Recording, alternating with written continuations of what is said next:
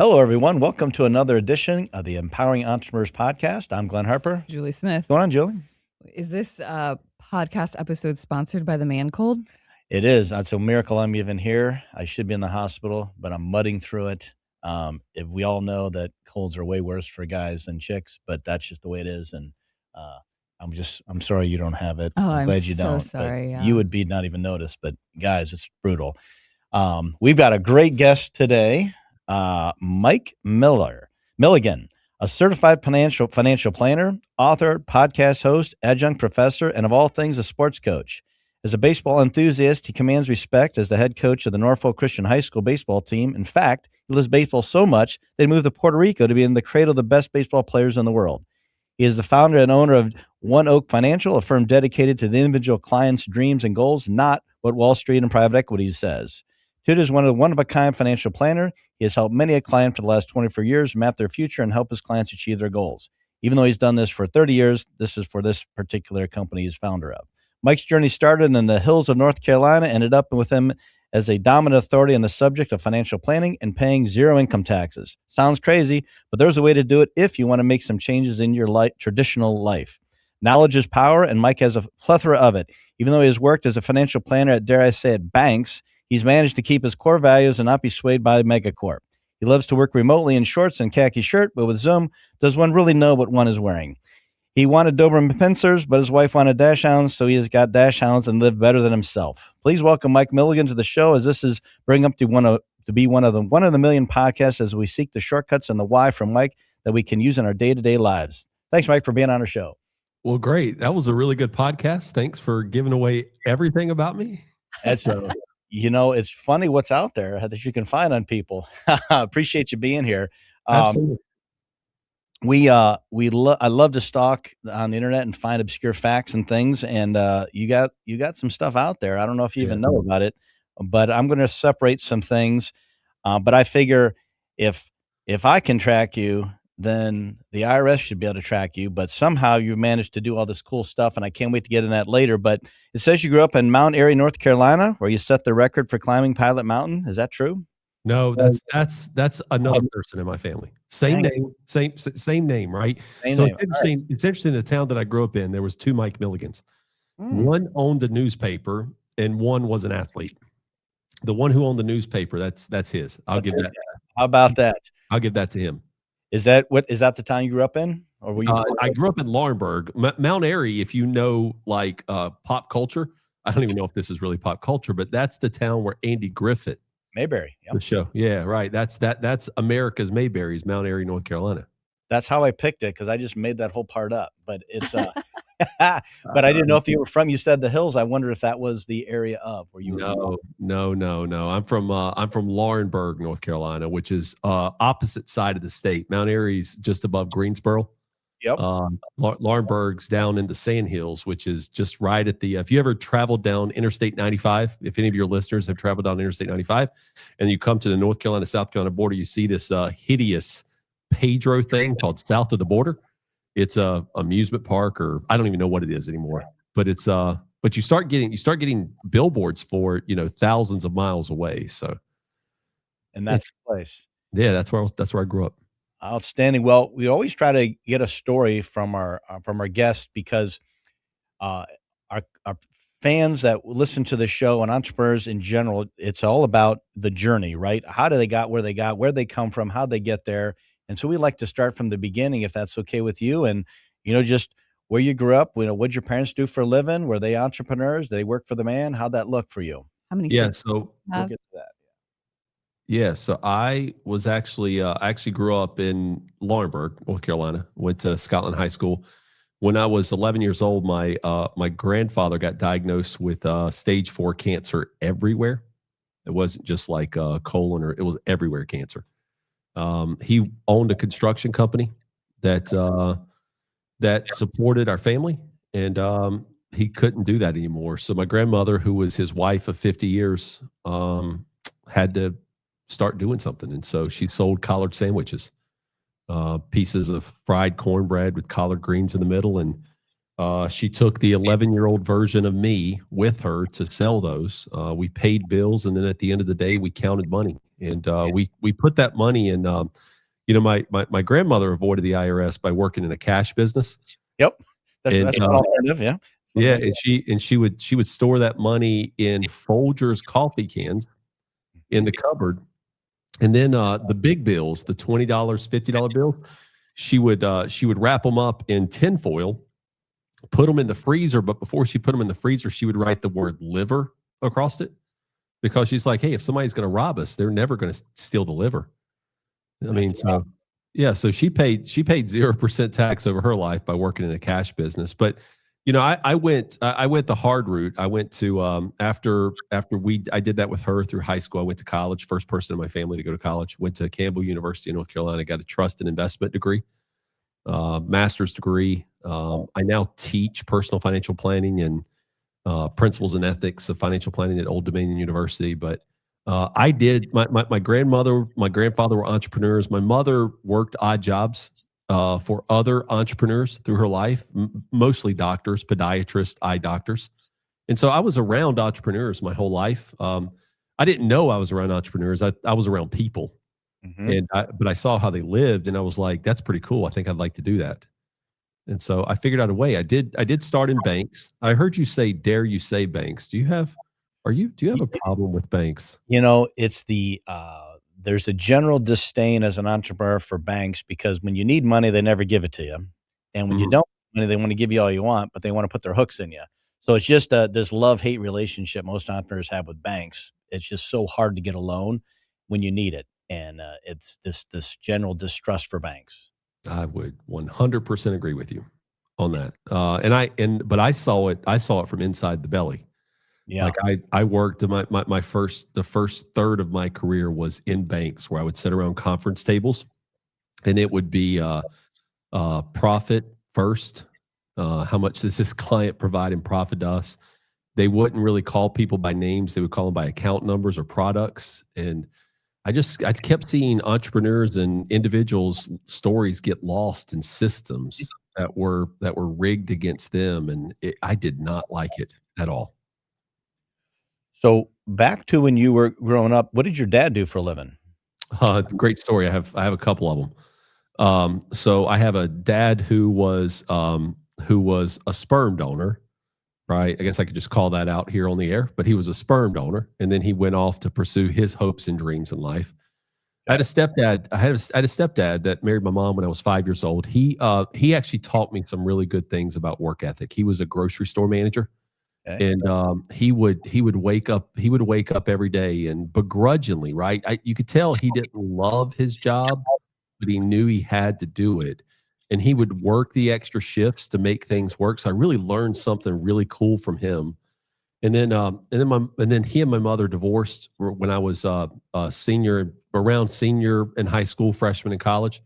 And my mom married a great grandfather to my kids, who was in politics. He was the clerk of court in the town. And so all three of those men taught me something. And I'm probably most like my sperm donor dad, because like genetics, right? We were talking about that earlier about genetics. You can't outrun those genetics. So I'm a lot like him, but I bring a little bit of those traits from each of those three men into what I do every day. That's awesome. You kind of had a mixture of all three, and then you get to pick eventually who you want to be, because you got to see the best of the best and the worst of the worst, and you get to glean out the good stuff, which is kind of cool. Yeah, and they're all three. I mean, they're really good men, right? My sperm donor dad, he was 17 years old with a bright-eyed future ahead of him, right? I don't begrudge him for the choice he made. It's not the choice I would have made, but the choice he made. I wasn't the choice made I would have made now. Like maybe when I was his age, I'd have made that choice. But like my grocery store stepdad was absolutely freaking amazing, because he got hurt at work, but he would still go. He would still show up, right? And then my stepdad, who's now like my grandfather, that's the one that my kids know.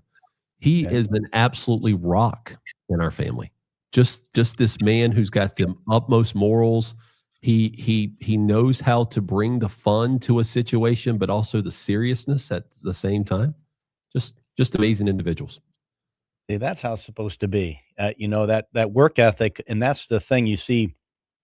Somebody who's not an entrepreneur get up every morning, crack of dawn, go pack up their lunch pail, and go grind it out, and not appreciated. They got to do what they got to do because that's what they feel they got to do. Then you have the entrepreneur person that is fighting a whole different battle, but the same thing. They just do it in a different way. Right. And as a young man, you're trying to watch that and figure out, well, who's doing, which one do I want to be, or how does that look, and which is, the hard work is there. You just don't know which direction it is.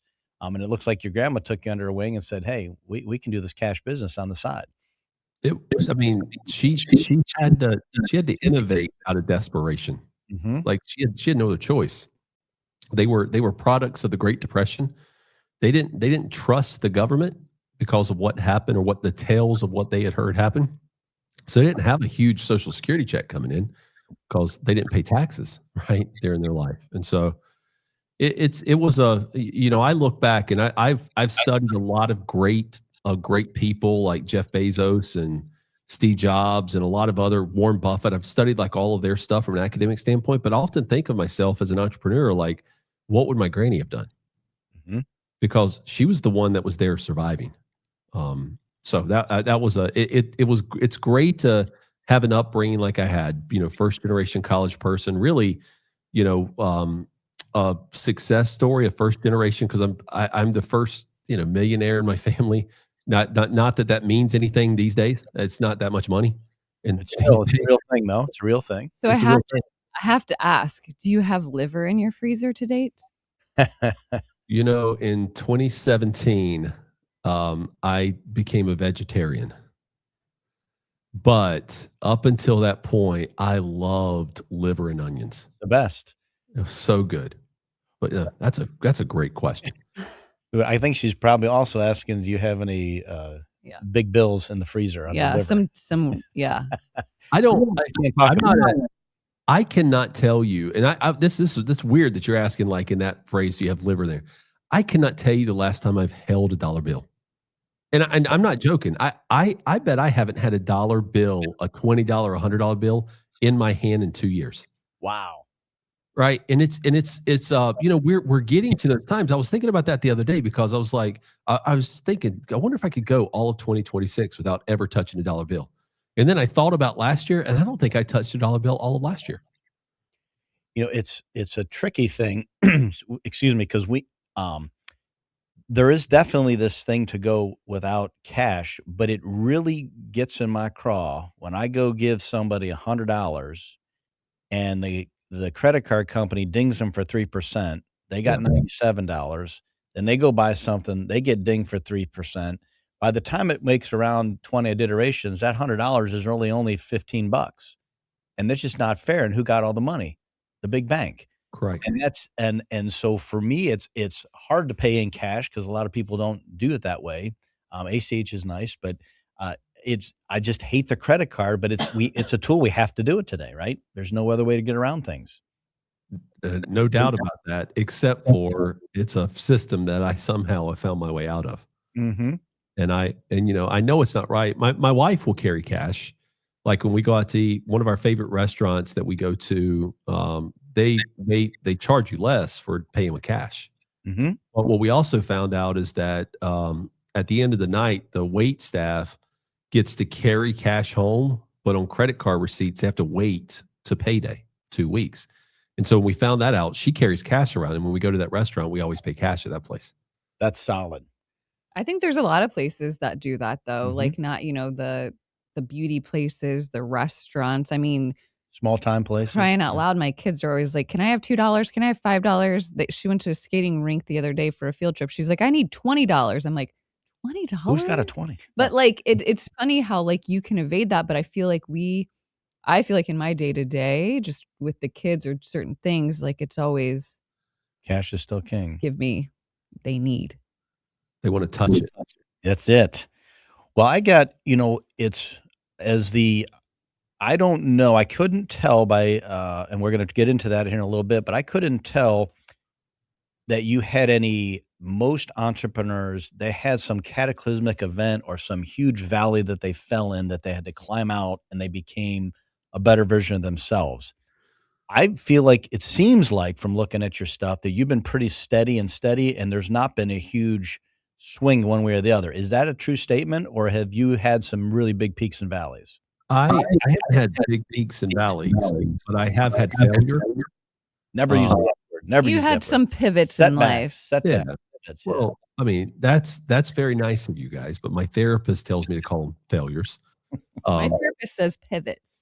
All right. So my pivot is a former my therapist is a former Marine. Boy, So listen, that's a difference in philosophy right I there. understand it, yeah. That's right. And so I've had some failures in business, but nothing that's been like catastrophic where I've had to shut down and start over and dust off and start from nothing. But I always feel like I'm a decision away from that, truthfully. I mean, I feel like, a wrong hire, a bad year, a bad quarter, Bad client. a bad client, right, can cause a lot of destruction. I've been in the SEC world, in the financial planning space and investment advisory space for a long time, and I've suffered through and come across, I've had SEC audits come in, just the general routine ones that they have, but they feel like, It's horrible. yeah, they're awful. They're like a prostate exam. Very violating. Yeah, but like, you feel like you always get nervous when they come in. I have weathered IRS audits because those are real things. Because there's black and white in the tax code, and I live in the gray. Mhm. And it's all, taxes, just like investments. In my world, it's a risk. It's a risk that you have to be willing to take or not be willing to take it. I'm not going to evade taxes. I pay what I have to pay.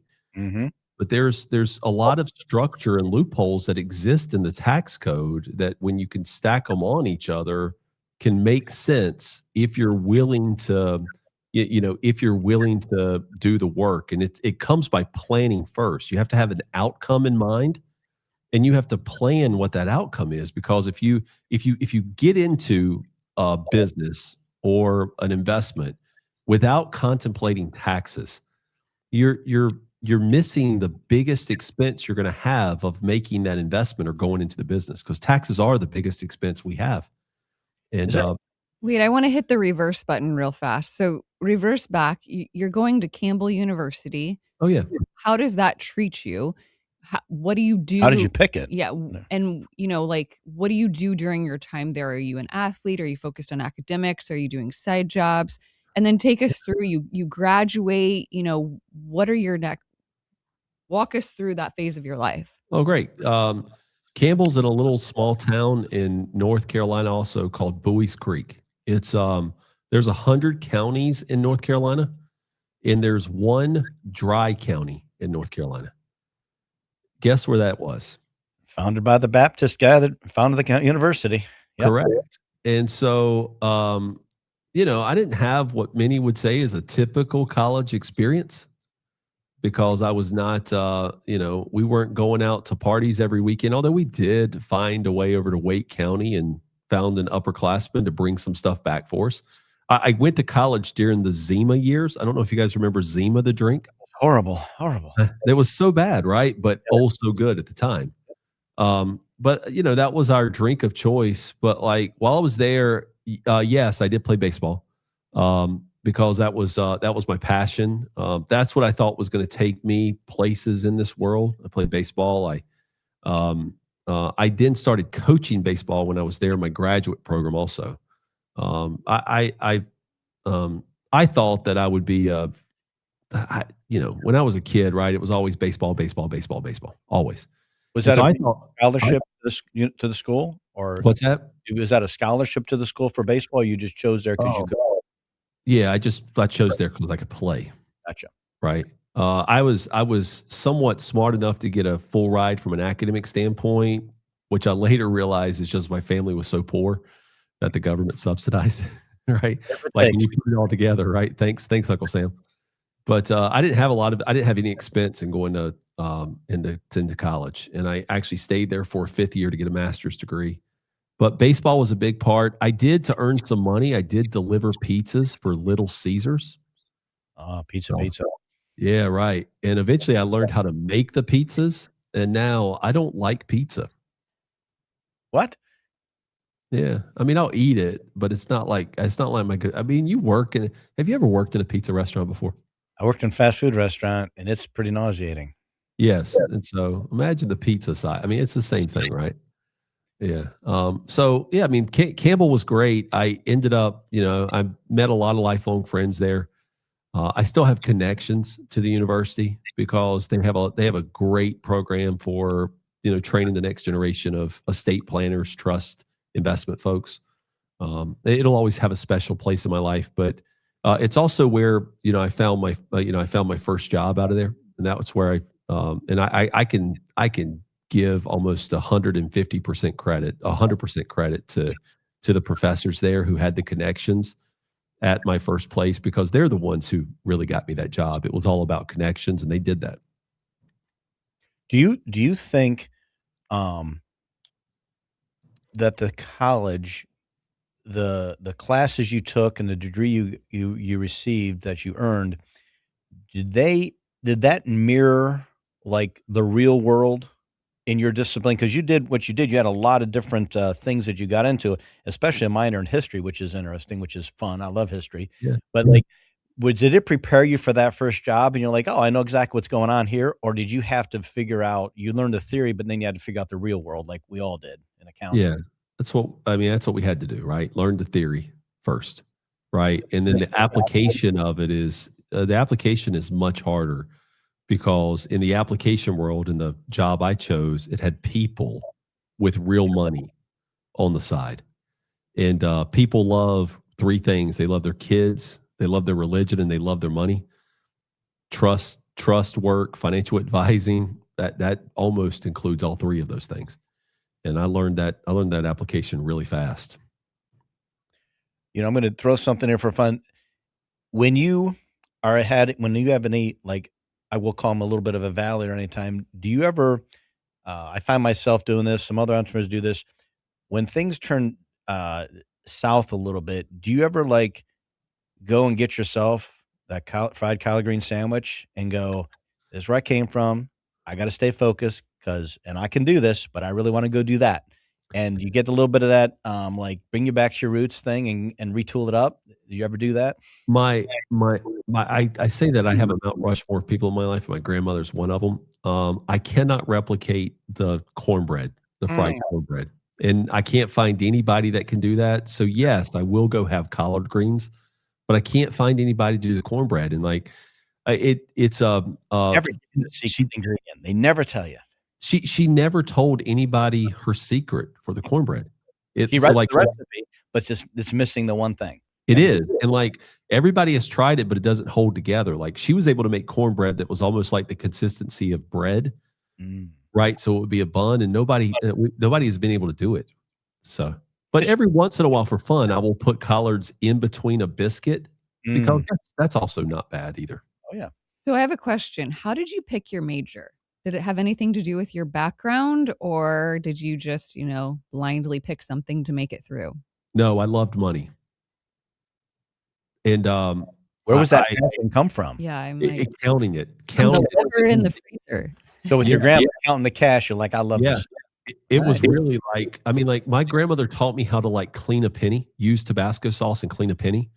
She taught me how to count it. I was really good in math. I was not very good in English. It's ironic that I can even be on a podcast and put sentences together. But I loved money, and I wanted to do something that was directly attributable to it. And so when I found Campbell in this trust and investment management program, the promise at the end of theirs is that they would get you a job in a bank. Banks had money. And so that's why I chose that. I also got accepted into like Chapel Hill. It broke my family's heart that I didn't go to Chapel Hill, to UNC, because I would have been on my sperm donor side. I would have been the fifth generation, right, to go to Chapel Hill. But it broke my granddad on that side's heart that I didn't go there, but he understood. He got it. You got to do what you got to do, right? I had to pave my own way. So you land your first job. I'm just gonna guess here. It's at a bank. Walk us through what's that look like? How many times do you change jobs? Where do you find this passion for what you do now? Because you worked at the bank this whole time while you started your own firm. So you were Correct. doing double dipping at the same time, which I found interesting because most Gotcha, I times you didn't can't know do that. that. Yeah. Yeah. So like I was at, I started at a bank called BB&T in the management development program. So at BB&T, it was a great Eastern North Carolina bank that later grew up to what is now Truist, right? Merger of, I learned a lot in the couple years there, but when I got into the banking industry, it was right during the great merger acquisition consolidation period. And so BB&T was on a buying spree. Like they were buying all regional community, anything they could buy. And so when I moved up to Norfolk, they had just acquired a bank. Norfolk, Virginia was my first out of the training program. They had just bought a bank called Commerce Bank. Commerce Bank was run by a gentleman named Bob Ashton. Bob, upon the acquisition of the bank, found a loophole out and went out and formed Town Bank as soon as I moved to Norfolk. And he took a lot of employees with him. Town Bank has been in existence ever since, and they're a fantastic organization, fantastic bank. But I stayed there for a couple years. I went to Wachovia because of some transitions that BB&T was going through. Wachovia was later absorbed by a bank called First Union. That was later absorbed by Wells Fargo. While at Wachovia had this interesting platform that you could be a 1099 of, you could transition from W-2 to 1099. That's so you could rare. Yeah. Yeah, well, it was rare. And so like you literally could, and that's where I became like an entrepreneur, is because Interstate Johnson Lane was the division of that, but you could be an affiliate member of their broker dealer. And so that's what I became. And then eventually I took that affiliation and moved it over when Wachovia became Wells Fargo, took it over to another community bank where I stayed as my own entity affiliated with a bank. And I really stayed affiliated with banks as my own entity, my own company through 2022. And then I'm like, that's enough of this, right? It's just enough, because there was the reason to be affiliated with an organization, a bank, was to get referrals. And that stopped. Really, if I really look back, it stopped in like 2015. But I was not really. I love the comfort of their nice 1099s at the end of the month. But it was I in total I was affiliated with 7 banks, but in that time, my office only changed one time. My address only changed once. I'm fascinated. Usually when you go into the bank, they own your butt. Like that's where you got to be, exclusive to them. You're an employee. You don't even really own your book of business. So that's pretty cool. Wells Fargo still has that. Wells Fargo still has that setup. So like you can, if you know of any Wells Fargo advisors, you can ask them like, are you W-2 or 1099? And you'd be shocked at how many are 1099. Wow. That's awesome. So that basically you got to hang your shingle, do your own thing. Advise them you wanted to. Did you develop your strategies and plans? Did you take the best of the best and then had your own shtick that you merged together, or did you already have your own thing that you were running? I like to think of myself more as like a marketing person than a financial advisor. Truth be told, like I'm always trying to, I'm on your podcast, right? I'm always out speaking to people and I'm learning from other folks. So it's plagiarism if you use the exact same words from one source. Mm-hmm. It's brilliance if you take a little bit from everybody and you create your own thing. I see you smiling on that one, but it's such a true statement, right? There's nothing new under the sun. And like if you listen to a lot of people, and if you're a real student and you can make complex things simple, you can build something like the one-of-a-kind financial plan. Or, you could take, I was absolutely shocked that one-of-a-kind financial plan was not trademarked. I was shocked. The term one of a kind was not even trademarked. I'm like, how is this possible, right? What is a trademark? It's one of a kind. And Right. and so I went out and got that. And then ever since I've learned how to trademark different terms and key items. And the defending of them is very hard. Defending the trademark is very hard. They come at you. Yeah, you don't, as an entrepreneur, you don't need 1 million followers. You don't even need 100,000 clients to be really successful. You need to have something that attracts your tribe, your type of people. And when you're virtual, there's a lot of hidden millionaires in America that have put their money in 401ks. They trusted a system. And then when they hear somebody say that this system puts you in a bind when it comes to taxes and risk and creating a retirement income or even looking at your long-term care or building a legacy, it resonates with people who want to stay secretive in their communities. I deal with a lot of people in small towns in America who don't want to see their financial advisor at the grocery store or at church. They want to stay secretive because they think people will treat them different if they know they have $3 million that they saved over their life in their 401k. So when you are going after getting clients and doing your marketing, are you trying to get these clients directly to them? Are you going through their CPAs, their tax advisors? Are you going through their accountants? Are you going through, these different boards? Where do you get your clients from? Everybody has to have that marketing plan. Where do they get their ideal client? Where's your best source of clients come from? Word of mouth primarily now. That's where I get the best clients. But then I also get them from people who hear me speak, and I make it easy for them to reach out to me. I do have a couple of CPAs who refer business back to me because they know that our firm is ethical. We put the clients first. A product is not the end game for us. It's the outcome of the individual. I'll say something, and please don't hang up on me when I say this. No judgment here. CPAs are stressed. CPAs are stressed out and busy people. Oh yeah. And most of them are historians. But I see what you say. No, it's 100% true. And I would bet you that because I kind of know a little bit about what you do, right? Mm-hmm. And how you do it, enough to be dangerous, but your biggest obstacle is probably convincing the CPA that this is okay to do. The biggest obstacle is getting on the CPA's calendar and giving them enough time to be able to show it to them. Yep. Right. But when I do, most of them are like, yeah, that's a green light strategy. Right. I always ask CPAs that when I share with them, I just want you to analyze this for our client, and I want you to tell them red light, yellow light, green light, because people will understand that. Mm-hmm. They don't understand the tax code, but they trust you because you've done their taxes for a long time. But I just need you to say red light, yellow light, green light, and if it's red light, we'll do something else, right?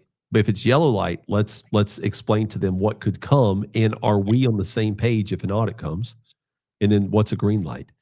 And it makes a lot of sense that way. But CPAs are busy, and you have to. Most of them don't do what they initially wanted to do, which was planning. Most of them just do tax prep.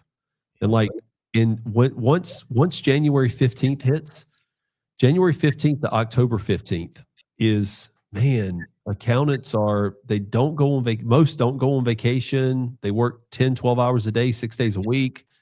Because it's all they don't know how to say no to doing more returns. And it's a curse of the accountant. We want to help. It's the curse. Yeah, we're working to change that. No, we made changes. That's great, but yeah, it's hard to say no because it's a first nature of a CPA is you want to help people. Yes, it's complicated. You want to help them, and it's hard to say no. But as you navigate through life, I'm lucky enough that we're getting in that direction now, so it's good. Well, like if there are a lot of CPAs who listen to this, I have a solution for CPAs. Say no to W-2 folks. Yep. Let H&R Block and TurboTax do that job, right? And then Because if you do that, you then have more time to work in the entrepreneur space, where, by the way, where most businesses are these days. Mm-hmm. You have time to work in the entrepreneur space, and you have the ability to impact real change for those Great folks. value. Great value. That's right. And most don't do that. Anybody who comes in with the tax thing, they're like, here's our engagement letter, sign up. And yeah, it may only take you 30 minutes to do that tax return, but that's not the issue. It's the 2 hours of chasing down that extra 1099 or that extra statement, and then you have to come back to it to do it. And Sign the electronic file, do all the thing, collect the money. It's a whole thing. I couldn't agree more. Can I ask you this? Can we go to the finish line of I don't expect to give away the secrets today, but there is a finish line that when you are exiting a business or you have a big year, you can do something with Puerto Rico and you are obviously living there. Is there you have to give up residency of the U.S. or a citizenship, or can you have dual, but there's a living and working or something in Puerto Rico that has a tremendous tax benefit, right? Yeah. Well, Puerto Rico is still part of the United States. They're just the territory. Mm-hmm. And so I still am a U.S. citizen, still hold a passport. Matter of fact, all of my business entities, with the exception of one, are housed on the mainland. So in Virginia. Okay. But the tax savings comes in importing and exporting. Like the biggest import to Puerto Rico is money that's made in the United States. That's the biggest import. Mm-hmm. It goes back to some territorial colonization laws that were created right after the United States took over Puerto Rico in 1899. Those import-export laws hurt and help Puerto Rico. I mean, like, for instance, food that goes into Puerto Rico can only be brought in by container ships that have Americans on them. Like, they can't be brought in by anybody who has non-Americans or a non-American ship. With that causes the price of food to be higher in Puerto Rico.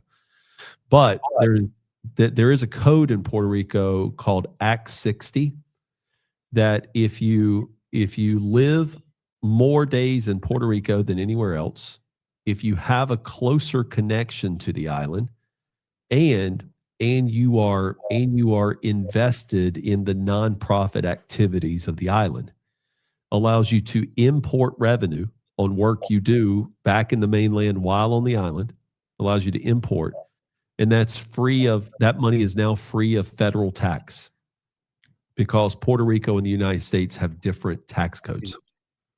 So, we in the United States, we have a 0% federal tax bracket because we import everything to the United States. And I do spend time on the mainland. I go and I speak, and I have family there. Family comes to visit me, but I have I have a kid in Alabama, 2 kids in Virginia that I go see. They're adults, but I just don't work while I'm there.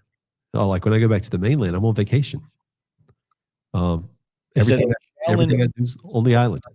Is it a challenge to ensure that those days on and off the island, that would be the big change for most people, is to, like, you got to kind of leave your hometown or wherever, and you got to spend more time on Puerto Rico, which sounds horrible, by the way. I mean, who wants to spend time in the tropics? But is that was probably the hardest adjustment, but now you're probably used to it. It's no problem. It's not a problem now. The hardest adjustment to leaving the mainland is for me, it's learning Spanish. For my wife, she's got it. She's down, right? She's got it all down. But it's also the community that you give up. I mean, there's a geographic arbitrage is a real tax code thing. Mm-hmm. Most people just use it in the United States by moving from like California to Nevada, or Connecticut to Florida, or New York to Florida, or Ohio to Tennessee. But people have been playing geographic arbitrage forever since the tax code. This is just the ultimate geographic arbitrage, because you're not just getting out of state tax, now you're getting out of federal tax if you do it right. I mean, like, there's hazards all along the way that if you do a tripwire, watch out, the IRS is going to come for you. But like if you dot the I's and cross the T's, just like with any tax strategy, there I'll give you you guys know of the Augusta rule, right? Mhm. So the Augusta rule is one that entrepreneurs can use back in the States all the time. If you don't get a signed contract of what you're using your house in comparables of other places and you get audited, the IRS is going to disallow that. Mhm. It's like mileage deductions on your car. If you're an entrepreneur and you take a mileage deduction as opposed to some others, if you don't have a documented log of the mileage, the IRS is going to be like, "Whoa, wait a minute." Yeah. So it's about dotting the I's and crossing the T's in doing it. But yeah, we have a 0% federal tax. So you found this niche that you, I don't want to say exploit, that you utilize, because I think that's Yeah. a fair term, that it's available. Just because somebody doesn't know about it doesn't mean it's wrong or right. It's just, this is a strategy. Why wouldn't you use it? Just like somebody's deducting their home mortgage interest. Well, you don't deduct your mortgage interest if you don't want the deduction. But you're taking some other deduction that people might not have the ability to take. There's no problem issue with that. So when you're looking for a customer as you on your entrepreneur journey, did you fall into this section by helping the financial planning and thinking outside the box? Did this piece of the Puerto Rico part, did that come as like the coup de grace to get these clients, or was that just something that just happened to be adding on that you would add as a bonus because you're already doing the other things very well? Well, if I'm going to continue to repeat and remind people over and all that taxes are the biggest expense you're ever going to pay in your life, well, I better go live in a place to reduce that expense. So to me, it's a mission. Yeah. And I live it. Now there are over 10,000 Act 60 residents on the Puerto Rico island, so I'm not doing it like alone. Mhm. A lot of people have done this. The thing I look about this by doing it in the financial space is, um, you know, federal banks and credit unions compete against each other, Mhm. but one has an unfair advantage, and that's the credit union. Pay no tax. They pay no tax. Mhm. So, like in my space, I think about this like this way: if we're going to build a firm that's going to be comparable to like a Fisher Investments, like that, right? Fisher Investments is going to pay tax. We're not going to pay tax. And so, if I can take some of the tax savings that I have instead of charging, 1.25 or 1.5 assets under management fee, charge 0.8, I'm still making the same amount of profit, if not more. Winner, winner. Right. And that's the key. And plus I get to tell this great story about being on the island. The interesting part of it too is I literally have clients who come down to the island and they call and it's like, "Hey, what are you doing?" And I'm like, Going to lunch with you." Yeah. And it's a beautiful thing because like I love interacting virtually. I do love interacting face to face, but I love doing it in flip flops and shorts. I figured that. I mean, that's one of the perks of being there. Right. And there's other. My wife and I thought that we always knew we were going to live internationally, right? We are somewhere away from the mainlands because we have for years embraced this one of a kind life. We love to experience culture. We love to experience different elements. We did not know it was going to be Puerto Rico. We thought it was going to be Lima, Peru, Mhm. or Santiago, Chile. But this one came about after we dove into the tax codes. And there's some other great tax codes out there, like Paraguay has a great tax code for U.S. citizens. Colombia, Ecuador, Portugal has cracked down on theirs recently, very significantly. But like there's great tax strategy for being in other parts of the world if you're a U.S. citizen and an entrepreneur. So, Mike, I Yeah. get to ask the last question of the podcast, and it's by far the hardest one. You didn't study for it, unfortunately. But, Mike, what is your end game? To never miss a moment. Okay. Yeah, I mean, Yeah, good one. so entrepreneurs is what we found is once you get to the point of your life that you're at, you just have so much knowledge, expertise, passion for what you're doing that the likelihood of you ever stopping what you're doing is slim. So there's really no end game for you. There's not. And that's why that's why I say when people ask me, you said I've never studied or prepared for that question. I have. I never want to miss a moment. And that is like in my everyday life, in my future. Like I don't want to be so engrossed in like running a business that I can't embrace something that is truly unique or one of a kind. And I've built a business where I can do that. And I've also got a business where I've empowered employees to be able to do that too. And I just like you guys are on a movement to help CPAs, right, and entrepreneurs build, vision that is beyond it, building an ideal client profile or building a practice that brings life back into their practice. I want to help individuals realize that they can have clarity about their money, but I also want them to realize that at the end of the day, you're not going to be on your deathbed saying, I wish I would have worked more. I wish I would have spent more, I wish I'd have spent more time in the office. You're going to be on that deathbed saying, I'm thankful that I took that trip with my family, or I'm thankful that I wish I could go back. If I could go back anywhere in time and be at somebody's deathbed, I would spend every day with my grandmother. Yep. Every day. I would give anything for that. And it's not just to get her collar or collared sandwich recipe, right? Work for sure, but that's not the whole reason. It is just because the love is so real, right? That I would give anything to be with her. And I think that's what we all have in our life is when you find that passion for what it is you do in your life. For me, it's flip-flops and shorts in Puerto Rico. For others, it's watching over their grandkids, so that their kids can go off and build a business, build an entrepreneurial business. For others, it's, putting their feet on every continent over the next 5 years. For others, it's, driving a movement with CPAs, right? But we all have to find that purpose for why we're called to be here. And I'm not saying it's a spiritual purpose. It's just a daily life calling purpose. And when you find that, we really never work another day in our life. We just get to meet really cool people like you guys and have great conversation. It's funny, certified financial planner. If you don't plan what you want to do and how you want to do it and and what that looks like, you're just meandering through the forest and you're lost the whole time and you're just grinding and you never really get the joy that you should get. How long did it take you? I have to ask this I because said last question. I know, I'm sorry, but how long did it take you in your journey? When was that moment when you're like, boom, I got it. This is now how I want my life to look. This is what I need to do to make that happen because I'm not grinding anymore. This is what I want to happen, manifest it, and then you go do that. When did that happen? It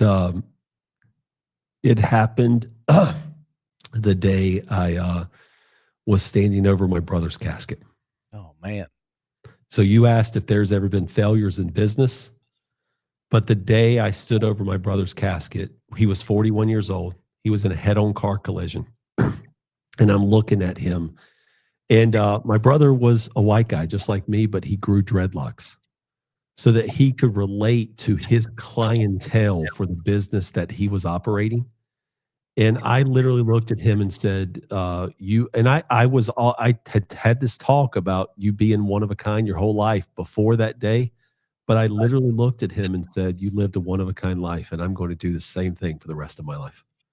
Boom. That's what it's all about. It is. And I mean, he lived in 41 years more than I probably would have ever lived, will ever live if I live 100 years.